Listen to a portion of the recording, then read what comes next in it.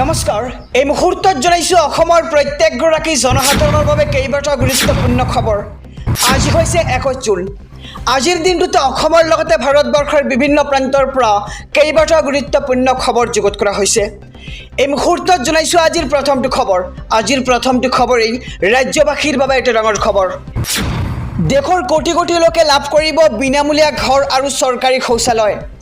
দেশত নতুনকৈ নিৰ্মাণ কৰা হ'ব 3 কোটি প্ৰধানমন্ত্ৰী আৱাস যোজনাৰ ঘৰ আৰু প্ৰধানমন্ত্ৰী আৱাস যোজনাৰ ঘৰৰ লগতে আপুনি লাভ কৰিব চৰকাৰী শৌচালয়।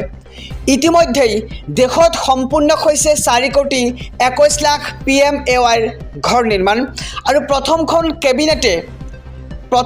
কেবিনেটতে প্ৰধানমন্ত্ৰী আৱাস যোজনাৰ ঘৰক লৈ লগ হৈছে এই বৃহৎ সিদ্ধান্ত আৰু লগতে গাঁও আৰু চহৰৰ দুখীয়া লোকক সামৰি ল'ব এই বিশেষ আঁচনিটোৱে আৰু তালিকাত নাম অহাৰ পিছতেই একাউণ্টত সোমাব টকা আৰু ঘৰ নিৰ্মাণ কৰিবলৈ একাউণ্টত টকা প্ৰেৰণ কৰিব এইবাৰ চৰকাৰে আৰু দেশৰ কোটি কোটি লোকে লাভ কৰিব বিনামূলীয়া ঘৰৰ লগতে চৰকাৰী শৌচালয় আৰু দেশত নতুনকৈ নিৰ্মাণ কৰা হ'ব 3 কোটি প্ৰধানমন্ত্ৰী আৱাস যোজনাৰ ঘৰ আৰু প্ৰধানমন্ত্ৰী আৱাস যোজনাৰ ঘৰৰ লগতে লাভ কৰিব চৰকাৰী শৌচালয়।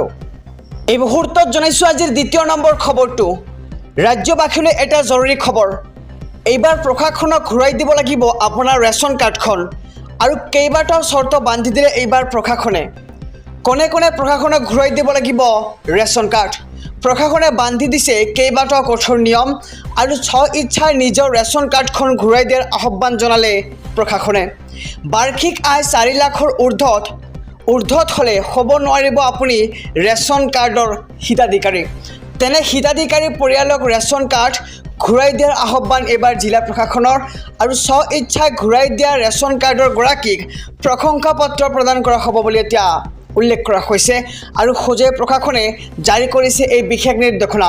কোনে কোনে ঘূৰাই দিব লাগিব ৰেচন কাৰ্ড আমি সবিশেষ জনাইছোঁ যে প্ৰশাসনে এইবাৰ বান্ধি দিছে কেইবাটাও কঠোৰ নিয়ম। ইচ্ছাই নিজৰ ৰেচন কাৰ্ড ঘূৰাই দিয়াৰ আহ্বান এইবাৰ প্ৰশাসনৰ আৰু যদি আপোনাৰ বাৰ্ষিক আয় 4 লাখৰ ঊৰ্ধত হয় তেন্তে আপুনি প্ৰশাসনক ঘূৰাই দিব লাগিব আপোনাৰ ৰেচন কাৰ্ডখন।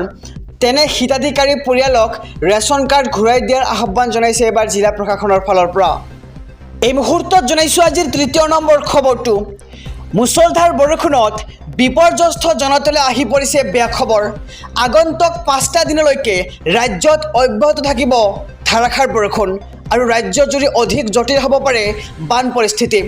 সাগৰ পৃষ্ঠৰ পৰা উৎপত্তি হোৱা ধুমুহাৰ বাবে হৈছে বৰষুণ আৰু নেৰানেপেৰা বৰষুণে জোকাৰিব ৰাজ্যৰ প্ৰায় প্ৰতিটো প্ৰান্ত। প্ৰচণ্ড বৰষুণৰ লগতে বিজুলী ঢেৰেকণিৰো সম্ভাৱনা এতিয়া দেখা গৈছে আৰু অসমৰ লগতে উত্তৰ পূবৰ আন ৰাজ্যত মুছলধাৰ বৰষুণৰ আগজাননী আৰু বৰঝাৰস্থিত আঞ্চলিক বতৰ বিজ্ঞান কেন্দ্ৰৰ এই সতৰ্কতা জাৰি আৰু আগন্তুক 5টা দিনলৈকে অব্যাহত থাকিব নেৰানেপেৰা বৰষুণ। অসম তথা মেঘালয় অৰুণাচল নাগালেণ্ডত বৰষুণৰ পূৰ্ণ সম্ভাৱনা। অসম তথা মেঘালয় আৰু নাগালেণ্ডত পূৰ্ণ সম্ভাৱনা আছে বৰষুণৰ লগতে মণিপুৰ মিজোৰাম ত্ৰিপুৰাত হ'ব নেৰানেপেৰা বৰষুণ আৰু মুছলধাৰ বৰষুণত বিপৰ্যস্ত জনতালৈ আহি পৰিছে বেয়া খবৰ কিয়নো আৰু আগন্তুক 5টা দিনলৈকে ৰাজ্যত থাকিব ধাৰাসাৰ বৰষুণ। ৰাজ্যৰ শিক্ষাৰ্থীৰ বাবে মুখ্যমন্ত্ৰী ডক্টৰ হিমন্ত বিশ্ব শৰ্মাৰ কেইবাটাও বৃহৎ ঘোষণা।